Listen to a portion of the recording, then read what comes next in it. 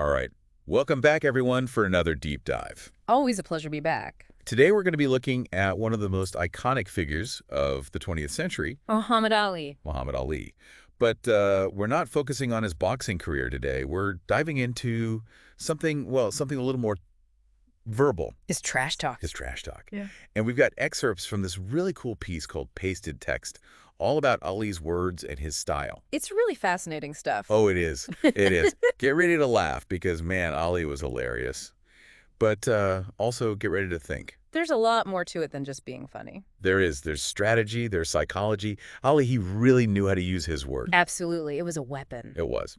So let's jump right in. One of the things that really struck me was how much Ali seemed to understand his own growth. Mm-hmm.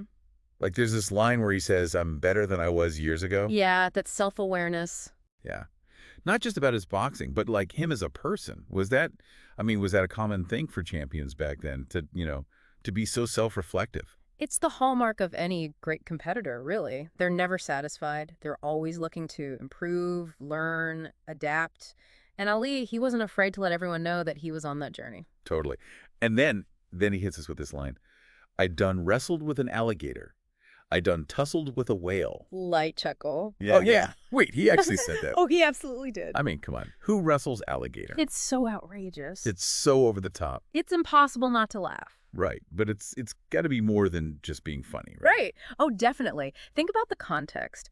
Ali was this young, bold black man coming up in a time when, America was dealing with some serious racial tensions. Yeah. Those outlandish claims, they weren't just boasts. They were challenges. Challenges to, like, The status quo. He was crafting an image. an image. Yeah, one that defied expectations, an image that demanded respect and attention. He was saying, "I'm here. I'm powerful. I'm not backing down." Exactly. And he could back it up in the ring, too. Oh, absolutely. He was fast. Like, really fast. Like he said, "I'm so fast that I can turn the light off and be in bed before the room is dark." Another classic. Yeah, maybe not literally. Yeah. But in the ring, it was almost like that. Right. It was almost like that. Ali was known for his speed and reflexes. And he translated that into these impossible boasts. He created this aura, almost like invincibility. Invincibility, yeah. And it wasn't just about the physical speed. Yeah. It was about planting a seed of doubt in his opponent's mind, make them think he was untouchable before the fight even started. It's psychological. Like what he did with George Foreman. Oh, Foreman. Foreman, this powerhouse. Yeah. And Ollie's just like, I know what he's going to do. He's just going to keep throwing punches. Right. He's going to keep throwing punches. It's almost dismissive. It's brilliant, really. Ali knew that Foreman relied on his power. And he used that. He used that knowledge to his advantage by making it seem like Foreman was, predictable, one-dimensional. Oh, yeah. He subtly undermined his confidence. At the same time, he's highlighting his own advantages, his ability to outthink, outmaneuver. Even against a stronger opponent. Exactly. And then, then he just comes out and says it. "I am the greatest. All of my opponents will bow before me." That's gotta mess with your head. Oh, totally. If you're about to step into the ring with this guy. Yeah, it's psychological warfare. It is. Ali understood the power of words to influence not just the audience, but his opponents. It's like he's planting that seed of doubt again. Yeah. This idea that defeat is inevitable. A self-fulfilling prophecy. Exactly. And of course, we can't forget about the Joe Frazier rivalry. Well, that's a good one. Some of those jabs, they were brutal. They were brutal, but funny. But man, were they funny. Ali at his best, calling Frazier a gorilla, saying he was too ugly to be champ. Oh, man. It was all part of the strategy. Get under his skin.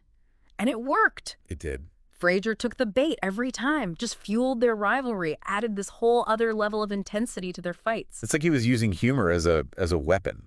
He was, turning Frazier's anger into a distraction. Exactly. And then there's that line that, it sums it all up perfectly.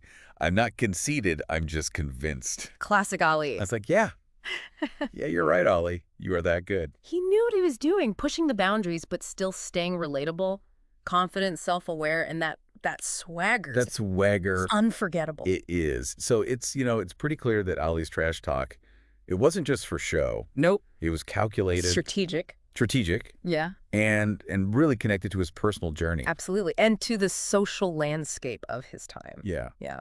It makes you wonder, though, Could Ali pull this off today? That's a good question. I mean, would his words have the same impact in the age of social media? It's a different world now.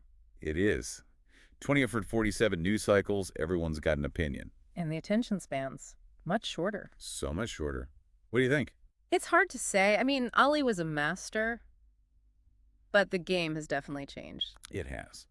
Well, we'll leave that for you all to ponder. That's something to think about, for sure. But for now, we're stepping out of the ring.